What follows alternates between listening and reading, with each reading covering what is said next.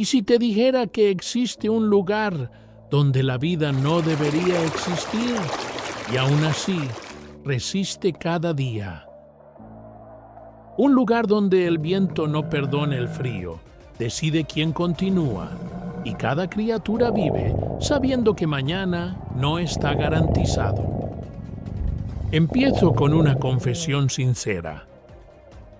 Hubo un momento aquí, en medio de este paisaje inmenso, en el que tuve que detenerme y preguntarme algo muy simple. ¿Cómo es posible que la vida exista en un lugar así? Frente a mí el viento no soplaba, empujaba. El silencio no era calma, era una presencia. Y la tierra parecía no prometer nada a quien intentara quedarse. Y aún así algo vive aquí. Mientras avanzaba lentamente, sentía que este lugar no estaba hecho para ser entendido a la primera. Patagonia no se entrega con facilidad. No se deja explicar con una frase bonita ni con una foto espectacular. Es un territorio que te observa en silencio, como si esperara a ver cuánto tiempo eres capaz de quedarte sin respuestas. Yo siempre he amado el mundo animal. Desde hace años me atrae la idea de observar sin interrumpir, de aprender sin dominar. Pero aquí, esa sensación se intensificó. Me sentí pequeño, vulnerable y al mismo tiempo profundamente curioso. Porque si este lugar es tan duro como parece, ¿qué tipo de criaturas son capaces de llamarlo hogar? En ese instante entendí algo importante. No estaba aquí solo para ver animales.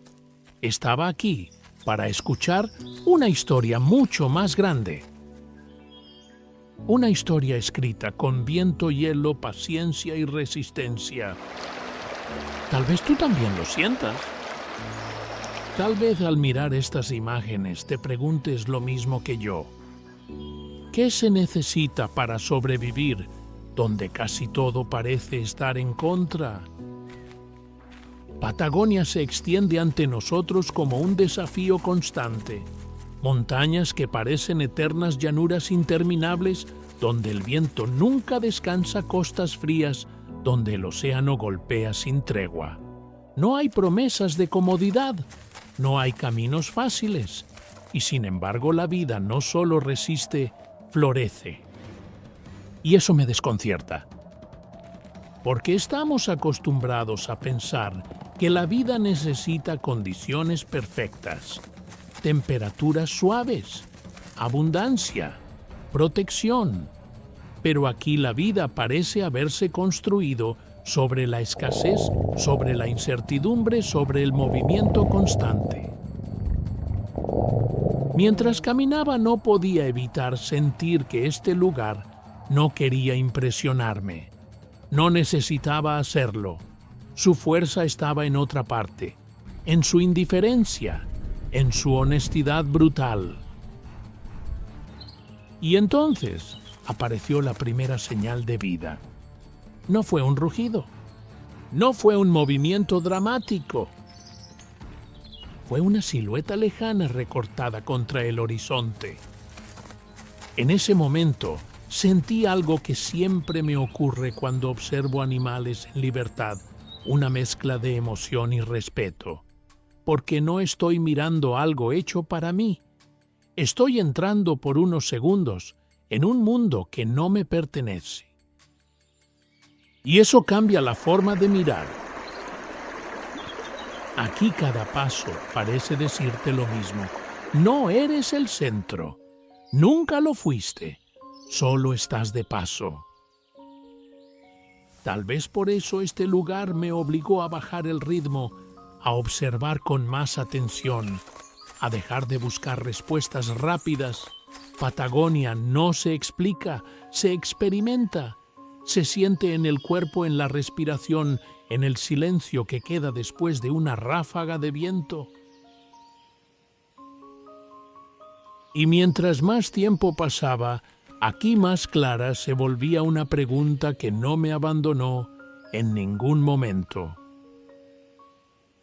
¿Qué pasaría si uno solo de estos seres desapareciera? No hablo de un paisaje, hablo de una vida, de una pieza invisible que sostiene algo mucho más grande, porque aquí todo parece estar conectado de una forma que no siempre entendemos, pero que podemos intuir si miramos con suficiente atención. Este no es un viaje rápido, no es una lista de datos, es una invitación. Una invitación a caminar juntos, a observar sin prisa, a dejarnos sorprender por criaturas que no buscan ser admiradas, pero que lo merecen profundamente. Si has llegado hasta aquí, probablemente sientas lo mismo que yo, esa curiosidad tranquila, ese deseo de comprender, sin imponer, de aprender, sin invadir. Y si te gusta explorar el mundo animal, desde esta mirada, desde la emoción y la observación, te invito a acompañarme en este canal. Yo decidí quedarme un poco más. Decidí seguir caminando, seguir mirando, seguir preguntándome cosas. Y me encantaría que te quedaras también. Si sientes que este tipo de viajes merece tiempo, silencio y atención, suscríbete al canal, no para no perderte un video, sino para seguir explorando juntos esos lugares donde la vida parece imposible y aún así insiste en existir. Porque apenas estamos comenzando. Y fue justo en ese silencio inicial cuando la estepa empezó a revelarse poco a poco. Al principio pensé que nada se movía, que este lugar era solo viento, tierra seca y una línea interminable que se perdía en el horizonte. Pero quedarme quieto fue suficiente para darme cuenta de mi error. La estepa no está vacía, está alerta. El viento no deja huellas visibles, pero condiciona cada decisión. Seca la garganta, roba calor, incluso bajo el sol, y obliga a todo ser vivo a economizar energía. Aquí moverse sin razón es un lujo que nadie puede permitirse. Fue entonces cuando los vi. Los guanacos aparecieron como figuras silenciosas, casi elegantes, avanzando con una calma que parecía ensayada. No caminaban rápido, pero tampoco dudaban. Cada paso tenía propósito, cada pausa tenía sentido. Me detuve a observarlos durante largo rato, intentando entender cómo un animal puede parecer tan tranquilo en un entorno tan hostil.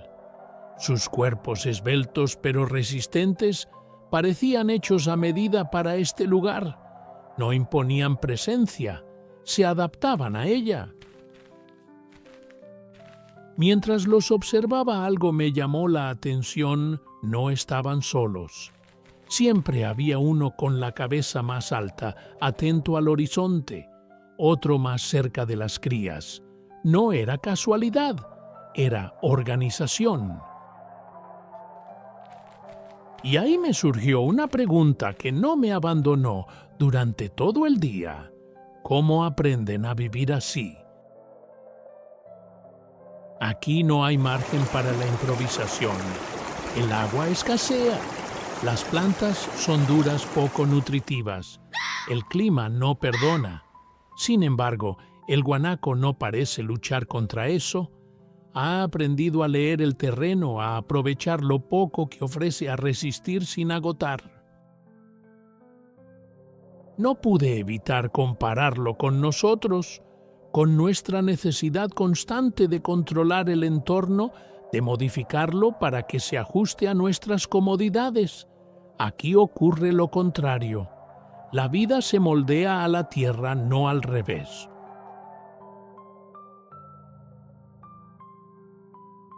Más adelante una sombra baja cruzó el paisaje casi sin dejar rastro. El zorro culpeo. No anunció su presencia, simplemente estaba allí. Su andar era distinto, más cauteloso, más calculado.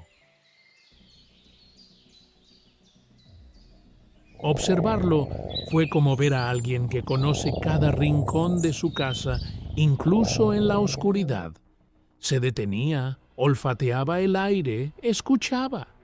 No había prisa, no había desperdicio de energía.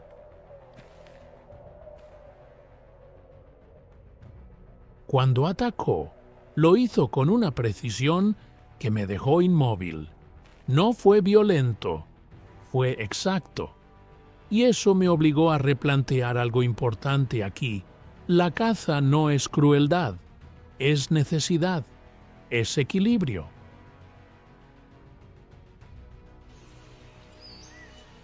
El zorro no toma más de lo que necesita. El guanaco no consume más de lo que el terreno puede ofrecer. Todo parece ajustado a una lógica que no siempre comprendemos desde fuera.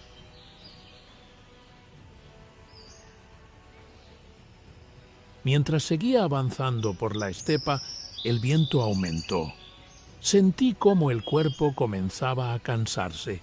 Y pensé en lo obvio: yo estaba aquí de paso, ellos no. Ellos viven aquí todos los días, en invierno, en verano, sin refugios artificiales, sin reservas externas, solo con lo que el entorno les permite. Y de pronto entendí algo que me impactó profundamente. La verdadera fortaleza de la vida en Patagonia no está en la fuerza, sino en la adaptación, en saber cuándo avanzar, cuándo esperar y cuándo retirarse. La estepa no recompensa al más fuerte, recompensa al que escucha. Y fue al adentrarme en las montañas cuando comprendí que no todo lo que inspira temor merece ser temido. La cordillera de los Andes se levanta de una forma que intimida incluso antes de pisarla. No es un paisaje amable. Las pendientes son abruptas, el terreno cambia sin aviso y el clima puede volverse hostil en cuestión de minutos. Aquí, la naturaleza no suaviza sus bordes. Los muestra tal como son. Mientras avanzaba sentí cómo el cuerpo se tensaba sin darme cuenta. No era solo el esfuerzo físico.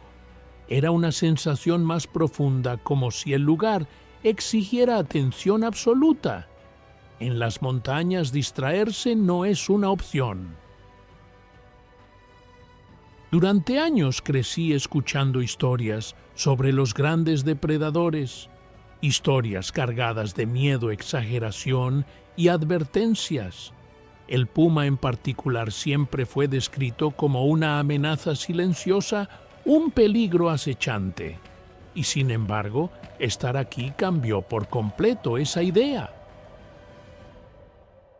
El primer indicio de su presencia no fue visual, fue una sensación. El entorno parecía más quieto, más concentrado, como si algo invisible estuviera observando sin ser visto. Me detuve, respiré más despacio y esperé.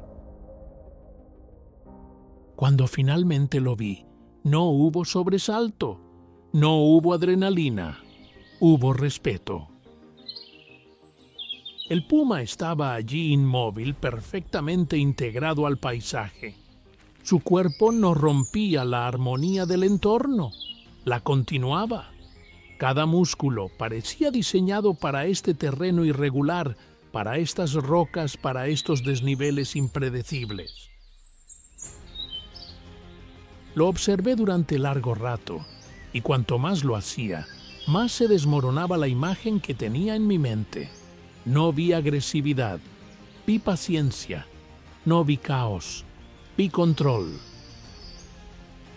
El puma no persigue sin pensar, espera, Calcula, observa durante horas, incluso días, hasta que el momento exacto se presenta.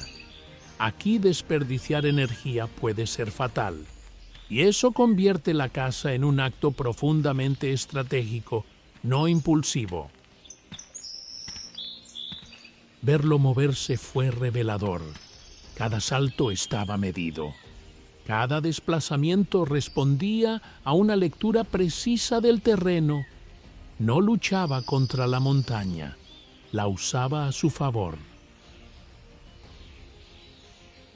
Y entonces comprendí algo que nunca había considerado del todo. El puma no es el villano de esta historia, es una pieza esencial. Como depredador tope regula las poblaciones, evita que una sola especie domine el entorno, mantiene el equilibrio de una forma que rara vez apreciamos precisamente porque su trabajo ocurre en silencio. Levanté la mirada y el cielo ofreció otra lección inesperada. El cóndor andino planeaba sobre las montañas con una calma que desafiaba su tamaño. Sus alas extendidas parecían no esforzarse. Simplemente se dejaba llevar por corrientes invisibles, observando desde una altura que ningún otro habitante de este lugar alcanza. Siempre había visto al cóndor como un símbolo cultural, una imagen poderosa. Pero aquí su papel se volvió mucho más claro. El cóndor no busca protagonismo, no caza, no compite, espera. Su función es otra y es igual de vital. Al alimentarse de carroña, limpia el entorno, previene la propagación de enfermedades, mantiene el ecosistema sano de una manera que pasa desapercibida para la mayoría, gestiona la muerte para que la vida continúe. Ese contraste me impactó profundamente. El puma representa la acción directa, el cóndor la consecuencia. Uno regula la vida, el otro procesa la muerte, y juntos, sin cruzarse, sostienen el equilibrio de las montañas. En ese momento sentí algo incómodo, me di cuenta de cuántas veces juzgamos sin comprender, de cuántas veces intentamos eliminar lo que nos asusta sin preguntarnos qué función cumple. Aquí en la cordillera no hay espacio para prejuicios. Cada criatura tiene un rol preciso, y si uno desaparece, el sistema entero se resiente. Me quedé allí un buen rato observando el cielo y las laderas, sintiéndome pequeño, no por miedo, sino por humildad, porque entender esto cambia la forma en que miramos la naturaleza y también la forma en que nos miramos a nosotros mismos. Y cuando pensé que ya había comprendido el lenguaje de esta tierra, el océano me enseñó que aún me faltaba escuchar mucho más. El paso de las montañas a la costa es abrupto. El aire cambia, el sonido cambia, el horizonte se abre. Donde antes había tensión y silencio, ahora hay movimiento constante. Aquí la vida no se oculta, se congrega. La primavera transforma la costa patagónica de una manera que resulta casi difícil de creer. Después del invierno, este lugar despierta con una energía nueva, intensa, ruidosa. Y por primera vez desde que llegué, sentí algo cercano a la celebración. Las colonias de pingüinos de Magallanes ocupan las playas como si siempre hubieran estado allí. Caminan torpemente sobre la tierra, pero con una determinación inquebrantable. Han regresado después de largos viajes por el océano, guiados por una memoria que no comprendemos del todo. Observarlos fue una experiencia profundamente humana, no porque se parezcan a nosotros, sino porque su comportamiento refleja algo universal: el cuidado, la repetición, la esperanza. Cada madriguera cavada en la arena es una apuesta. Cada turno de incubación, un acto de confianza. Los padres se turnan, van y vienen del mar, enfrentando peligros invisibles para traer alimento a sus crías. No hay dramatismo exagerado, no hay espectáculo, solo constancia. Muy cerca, las focas descansan en la arena, mientras los lobos marinos dominan las rocas con una energía ruidosa y caótica. Sus disputas parecen desordenadas, pero obedecen reglas claras. Cada espacio tiene un valor, cada posición una razón. Aquí la vida se expresa sin filtros, no intenta ser silenciosa ni discreta. Se manifiesta en llamadas, movimientos, enfrentamientos y encuentros constantes. Más allá, en aguas profundas, algo aún más imponente se anuncia. Las ballenas jorobadas regresan como si respondieran a una llamada antigua. Su tamaño es difícil de asimilar, pero lo que más me impactó no fue su fuerza, sino su calma. Se mueven con una lentitud que parece desafiar la lógica. Emergen para respirar, muestran brevemente su inmensidad y desaparecen otra vez bajo la superficie. Cada movimiento tiene un peso que se siente incluso a la distancia. Nunca había pensado en las ballenas como arquitectas invisibles del ecosistema, pero aquí esa idea se vuelve evidente. Al alimentarse y desplazarse, redistribuyen nutrientes, favorecen el crecimiento del fitoplancton, sostienen cadenas de vida que no vemos. La costa patagónica no es un límite, es un punto de intercambio constante. Lo que ocurre en el océano afecta a la tierra. Lo que sucede en tierra regresa al mar. Todo está conectado por corrientes visibles e invisibles. Al observar este intercambio, sentí algo que no había sentido antes durante el viaje: responsabilidad. Porque entender estas conexiones cambia la forma en que miramos el mundo. Nos obliga a aceptar que ninguna acción es aislada, que cada alteración tiene consecuencias que se propagan mucho más allá de lo inmediato. Aquí la vida no se impone, persiste, no porque sea invulnerable, sino porque está profundamente entrelazada. Y mientras observaba a las ballenas desaparecer en el horizonte, comprendí algo esencial. Cuidar un lugar como este no es un acto de generosidad, es un acto de comprensión.